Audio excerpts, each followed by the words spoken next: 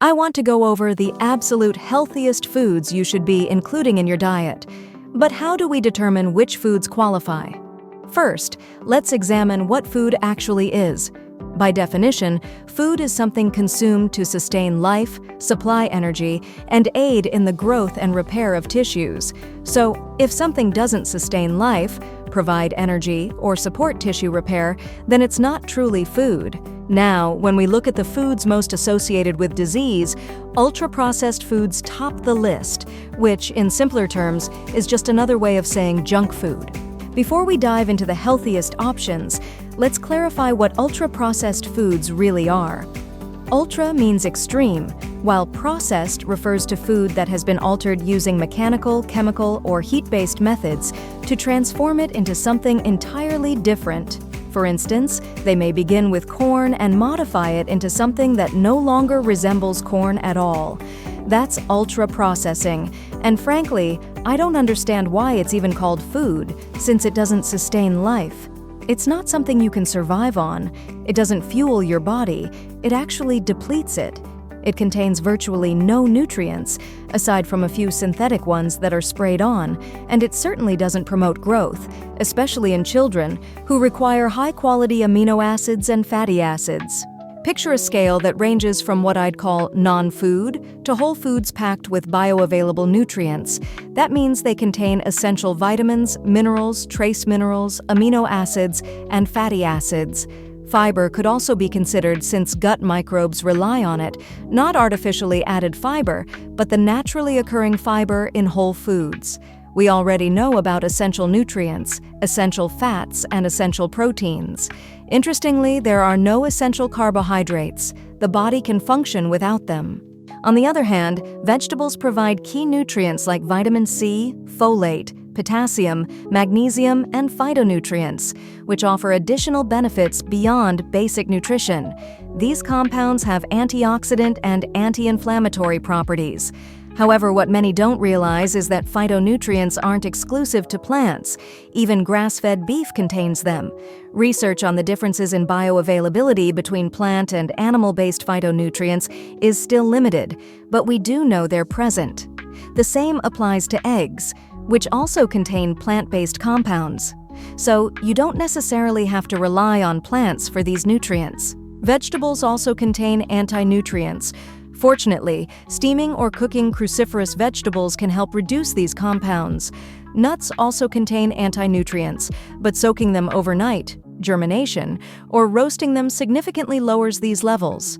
On the opposite end of the spectrum, we have ultra-processed foods. These products typically contain a few core ingredients along with various additives. Let me give you an example. One of my go-to snacks in college.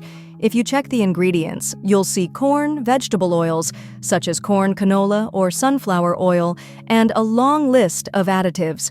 Now, this isn't sweet corn you'd eat off the cob. It's dent corn or field corn, which is completely inedible in its natural state.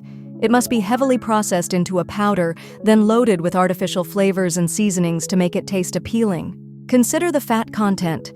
A serving of 12 chips contains 8 grams of fat, making up around 10% of the total calories. Many people assume that saturated fat is the biggest concern, but in this case, there's only 1 gram of it. So, what about the remaining fats? They come from highly processed, unsaturated fatty acids, the kind that wreak havoc on the body. Yet, when it comes to junk food discussions, these harmful, unsaturated fats are rarely the focus. Instead, saturated fat takes the blame. That's why some brands market their products as containing no saturated fats, tricking consumers into thinking they're healthy. Not quite. Then there's the label guaranteed fresh. Fresh? Like an apple straight from the tree? Not even close. Ultra-processed foods are engineered to maximize shelf life, cut costs, and make them as addictive as possible. When food is subjected to excessive heat, pressure, chemicals, and processing, it becomes void of vitality. Unfortunately, these highly processed foods are common in pet foods, infant formulas, and everyday snacks. A shocking 67% of the average teenager's daily calorie intake comes from ultra-processed foods.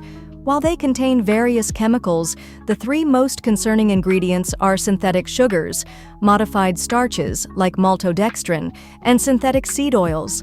These are the ones to avoid and to keep out of your fridge. Now, let's get to the main focus of this video, the healthiest foods you should be eating.